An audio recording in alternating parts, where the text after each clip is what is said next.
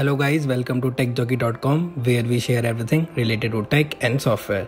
So guys, today I will be reviewing Microsoft Office Excel as it is a tool for everyone, whether you are a working professional or a student. So basically I will be telling some tips and tricks and some basics to get a hand-on experience on Excel. So let's get started. So guys, once you open Excel, you find these three options, that is home, new, open. After going to new, you find n number of templates where you can directly edit them and create your own Excel file. So if you go for this search for online templates, you can type budget. So if you see, budgets has n number of templates also. So if you want to select some food budget for your restaurant or cafe, you can directly go to create. And once it gets created, you can directly edit these category or item, and whatever you want to edit, you can directly edit here, and rather than starting from scratch, you can simply edit and use this Excel file. So next is quick analysis tool. So if you have a data set and you want to add some graph or color or an icon to it, so you have to select this whole data and just simply go here, quick analysis tool. So you can see there are various options, like you can set data bars, you can set colors, you can set icons to the number attached, and you can also create chart, like if you want to create pie chart or custom column. And if you want to create a table, you can simply go here and click on table. So see, it has converted to a table. So the next trick is using a filter. So basically, if you want to see the marks and rank of Alan and Joe only, and you don't want to see Keating, Sam and Carrie rank and marks, so you simply select this whole data set and go here on data and apply a filter. So once you apply a filter, and if you want to see the marks and ranks of Alan and Joe, so you can simply click here, and after it deselect Joe, Keating and Sam and press OK. So you can see that you can now only see marks of Alan and Carrie, and all three other names have been deleted. The next tip is VLOOKUP.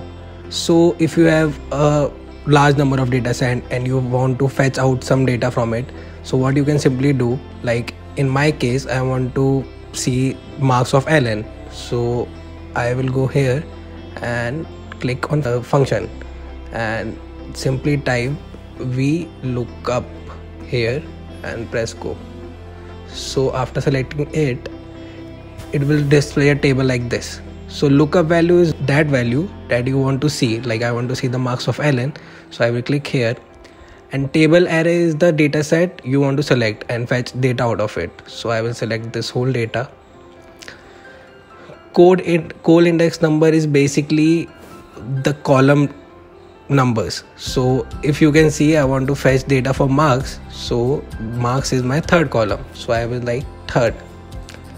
Range lookup is basically writing true or false. So if you want the nearest value to it, you will type true, and if you want the exact match for the value, you will type false.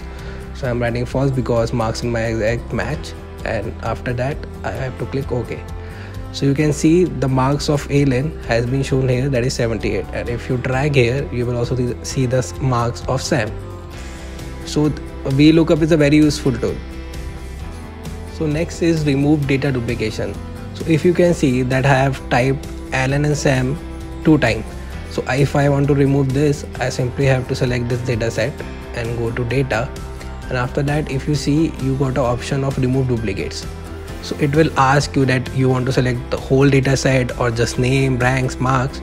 So I want to check my whole data set if I have not repeated anything. So after selecting all, I just have to click OK. So it will automatically says that do duplicates values found and removed.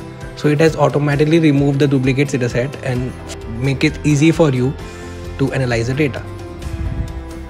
So the next important tip is if function. So if you want to see that Alan has scored more marks than 50 or not, so you have to go to function and select if, and after pressing OK, it will ask you from which marks you want to compare. So if I select this, and I will type greater than 50, and if his marks is greater than 50, I will write pass.